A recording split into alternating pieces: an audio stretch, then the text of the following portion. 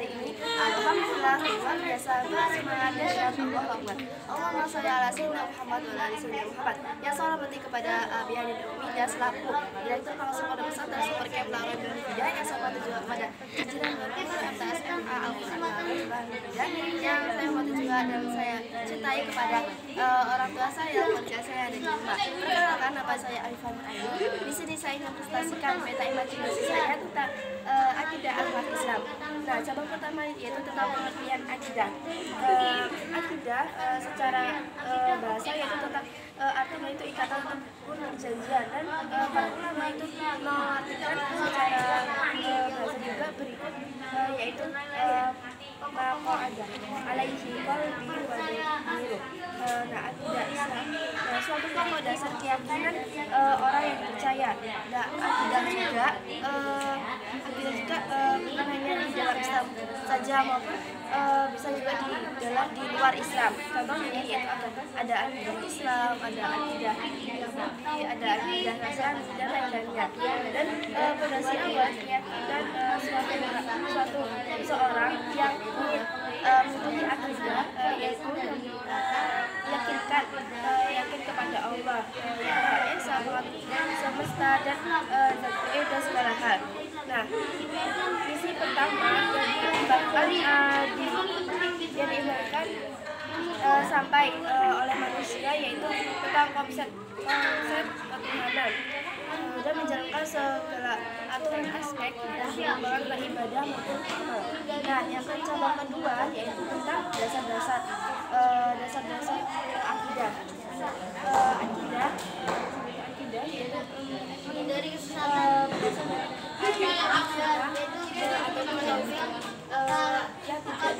yang kecuali berdasarkan yaitu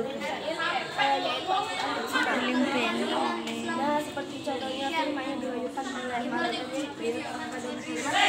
yaitu surat Al-Ikhlas ayat 1-4 dan Al-Hadis itu suatu ucapan yang berbuat takdir. Ini bisa juga menegaskan untuk menjadikan hukum yang kedua baik sumber hukum ataupun persoalan hukum.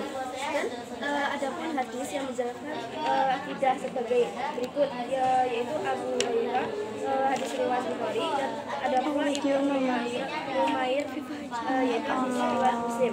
Dan Allah juga dan contoh dasar-dasarnya yaitu semua yang disampaikan kepada Muhammad SAW, dan Allah juga memberi petunjuk kepada manusia. Dan yang ketiga hadis menjelaskan ayat pada Al-Quran. Dan tata cara menyembah perbuatan kepada Allah yaitu melalui hadis yang dijadikan dasar hukum. Hadis yang dijadikan dasar hukum yang kedua Al-Quran, dikarenakan Allah sebagai petunjuk.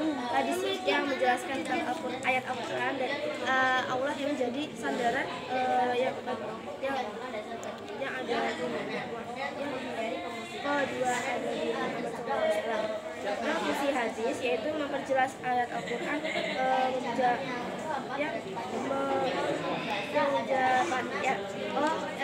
memperjelas fungsi hadis memperjelas ayat Al-Quran agar kita itu tidak memuja patung dan ataupun memuja lainnya selain Allah.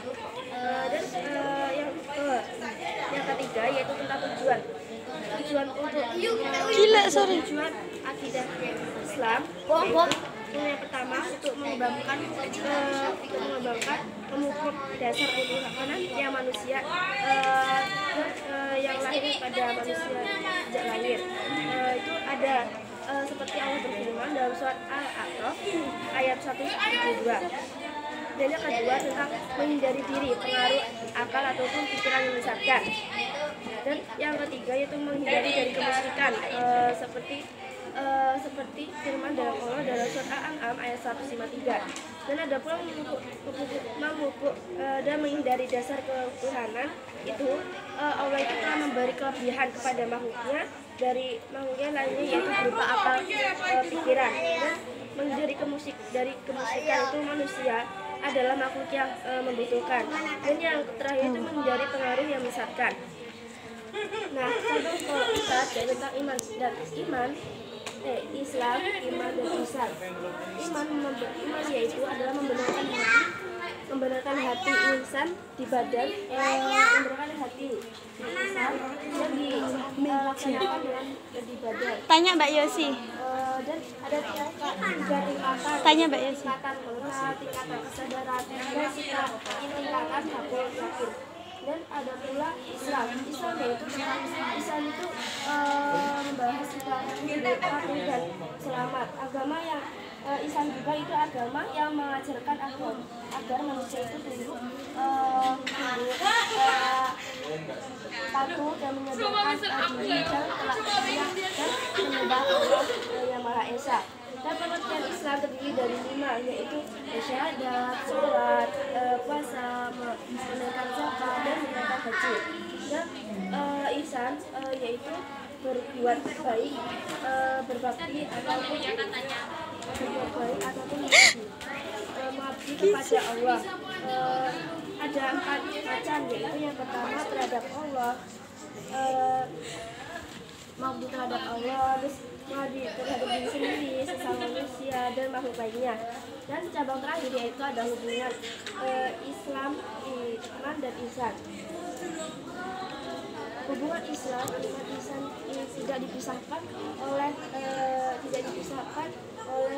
yang lainnya. Terus seseorang berakidah Islam itu sebagai Islam harus mempunyai 3 unsur, yaitu dirinya, yaitu iman, ihsan, dan Islam. Dan ilmu yang bahas tentang seseorang yang berakidah itu adalah ilmu fikih.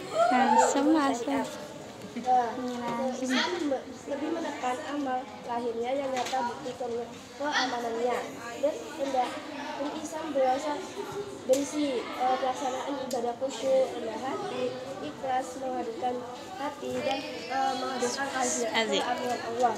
Terus ilmu yang bahas tentang rendah hati itu yaitu ilmu yang bahas tentang ilmu tasawuf. Dan ilmu batin, hal-hal yang menyelamatkan dan merusak harus ditinggalkan dan untuk meraih hamba yang terpuji. Oke, sekian presentasi saya. Mudah-mudahan bermanfaat bagi kalian semua. Saya Aidil. Wassalamualaikum warahmatullahi wabarakatuh.